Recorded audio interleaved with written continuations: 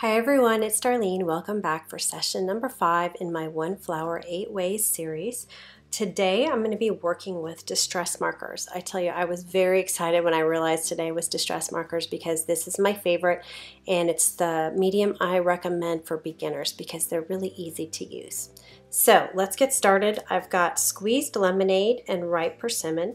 I'm going to show you 2 different ways to use these markers. The first is just dry, and the second is with an aqua painter. So let me first show you how to use them dry. I'm going to start with the ripe persimmon, and I'm going to use my brush tip. There's a brush tip and a fine tip. So I'm going to use this one right here. So I'm going to color the shadow areas directly to the paper. This is Strathmore 90-pound watercolor paper. It's best to use the watercolor paper even if you're not using water because the colors will blend a lot easier. So I'm coloring this the same way I colored the last few as far as shadow areas go. So once I have that color down, I'm going to take my next color, Squeezed Lemonade, again using the brush tip. And I'm going to start in the white area and I'm going to color it, and then I'm going to work my way into the orange, and you can see that it blends. And you just keep working your way down. I'm going to start here again. You can see there's a little bit of orange on my tip, but you don't have to worry about contaminating the markers. So I'm going to keep going here until I blend that edge. I'm not going all the way into the orange, just enough to kind of blend those 2 colors together so that I don't have that line between them. And it was as easy as that. And to wipe it off, all you have to do is grab a scratch sheet of paper and just color, and the orange will color off.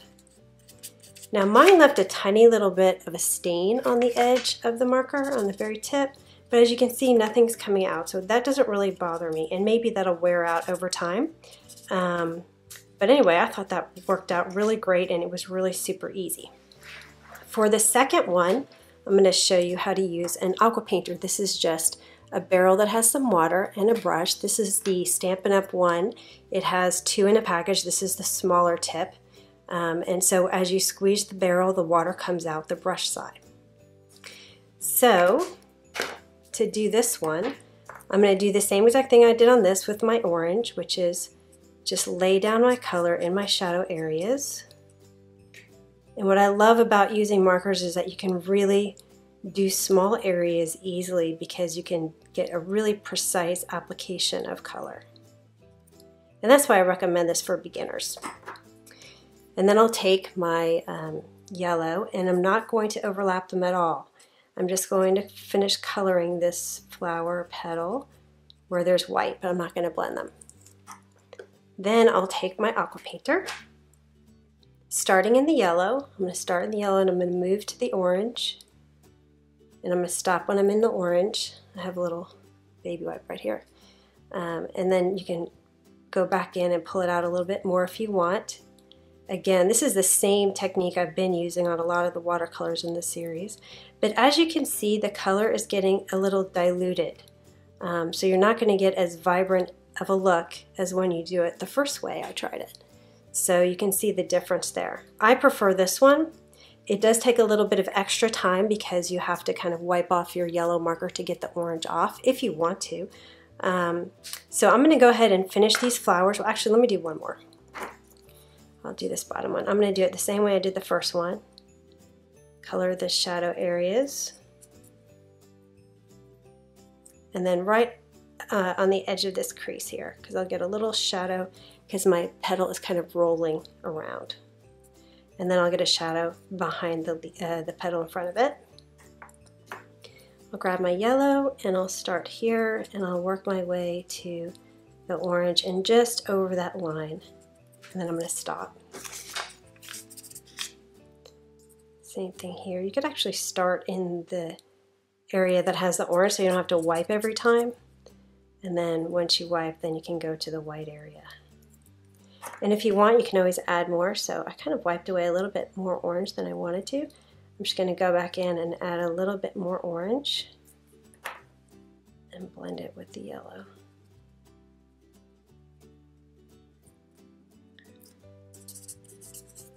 You see there's kind of a line right there. I'm going to get rid of that by just coloring over it with the yellow. And there you have it. So after this one dries, I'm going to go back and redo it with the first technique so that they're all the same. All right, so I'll fast forward this and finish the flower.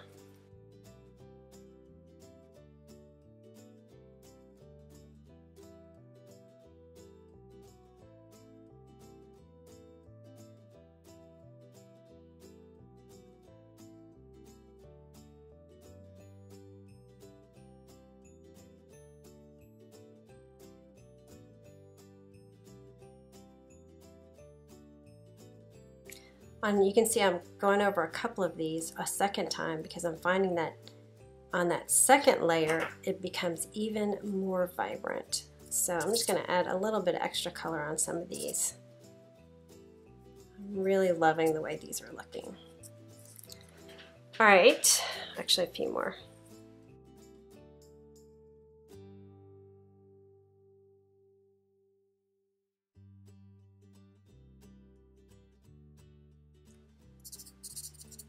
Well, I really like that extra pop with the second layer. All right, so let me fast forward. I'll do these little ones right here.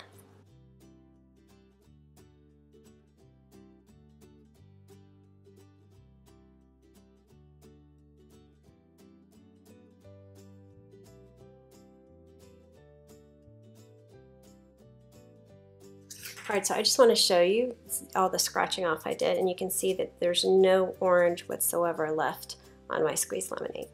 So you don't have to worry about contamination. All right, let's start on the greens. All right, for my leaves, I'm going to be using 3 different colors of green, but I'm just going to use very little of the darkest here. So I've got Twisted Citron, Mowed Lawn, and Forest Moss. I'm going to use the same technique I used on the flower petals. So I'm going to start with really just coloring with the lighter 2. And I'm going to use my medium one, which is the Mowed Lawn. And just like I did with the Ripe Persimmon on the petals, I'm going to start at the base and color up. And this is going to be my dark area, my shadow area. And I'm going to go up the side a little bit and leave some room for my Twisted Citron. Start in the white.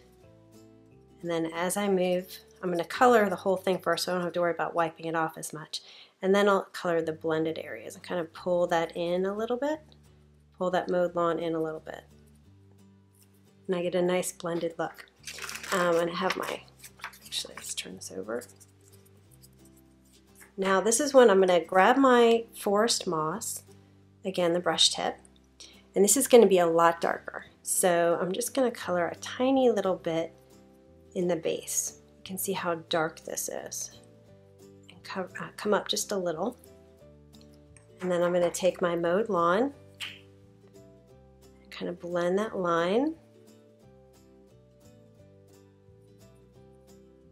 And then finally I'll grab my Twisted Citron and just again blend that line. And whenever I feel like I've got too much color, too much of the dark on there, I'm going to wipe it off on this scratch sheet.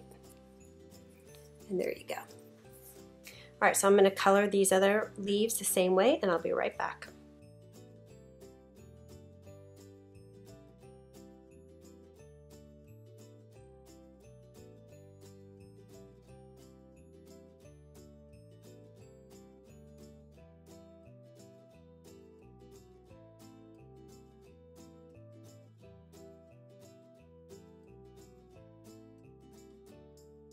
Okay, now that I finished those, I'm going to color these leaves here, and again I'm going to use the same technique. I'm going to start with this medium color and I'm going to color kind of the base and go up. And I don't know if you were able to notice when I was coloring in fast motion there that the color, when you put that Forest Moss down, because it is so dark, it actually starts to spread a little bit because you already have color on the cardstock. So these distress markers are very kind of watery. They're almost like watercolor pens. So if you put too much on, you're definitely going to get more spreading of color. So you have to be a little bit careful and use your darks sparingly. All right, so I've got my base layer of my Mowed Lawn. I'm going to take my Twisted Citron and I'm going to come in and just work toward the Mowed Lawn, and then I'll use my scratch sheet here. You can see it's taking less effort to get the Mowed Lawn off the Twisted Citron, and that's because these colors are a little closer together. whereas the yellow and the orange are pretty far apart, so it takes a little more effort to get that orange off the yellow.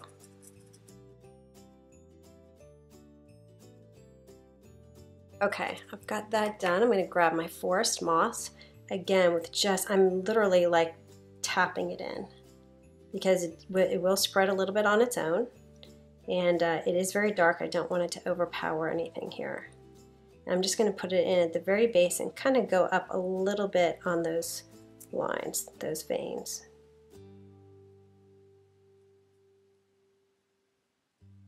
So I'm going to just let that work. You can see how it's starting to spread, and I'm going to take my mowed lawn and just kind of very carefully blend it. I'm going to be wiping often on this one. And it starts to get a little bit harder when your space becomes smaller as well. And then I'll take my Twisted Citron, make sure it's clean, and then blend into that mowed lawn.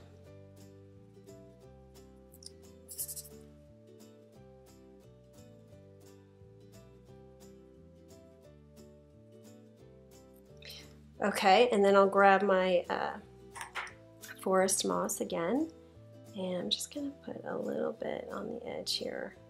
It's kind of hard because the tips of these markers aren't quite as fine as some of the other ones, like the Copic markers.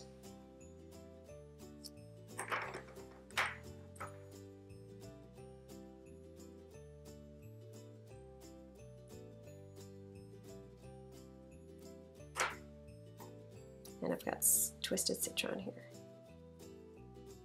This is almost like coloring with Copic markers, actually. The blending feels very similar. Okay, so I'm going to do this last piece right here. I've got mowed lawn at the bottom, Twisted Citron, and I'm not sure I want to go with, I'm just going to do a tiny, tiny little bit, just a couple of taps here. And then mowed lawn to just blend that a little. I think I'm just going to stop right there on that. Okay, so I'm going to finish this one and I'll be right back.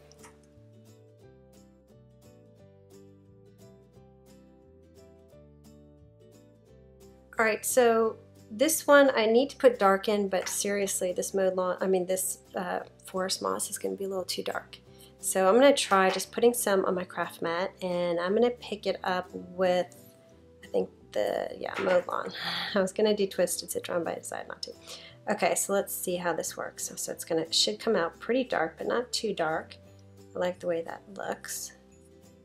And add a couple little, you can see it's still on my mowed lawn.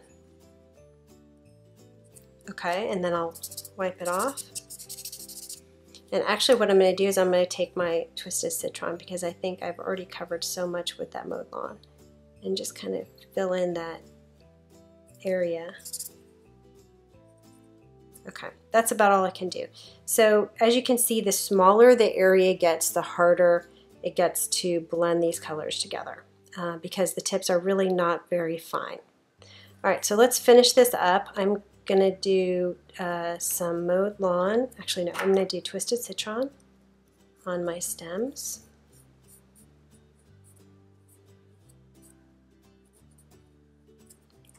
And then I'm going to come in with a little bit of mowed lawn.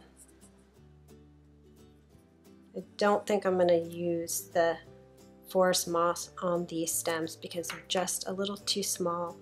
And with all that marker, it'll start to spread pretty easily and quickly over the line. And I've already spent quite a bit of time on this one. I don't want to mess it up.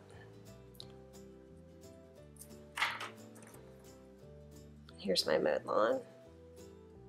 Just going to put a couple of shadow areas here. This is Twisted Citron. Just going to blend those areas out. And then finally,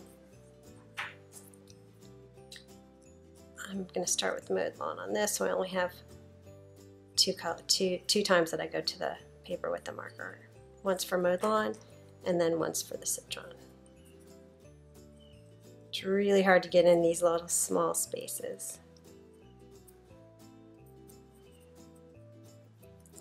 All right, and there you have it. This is Distress Markers.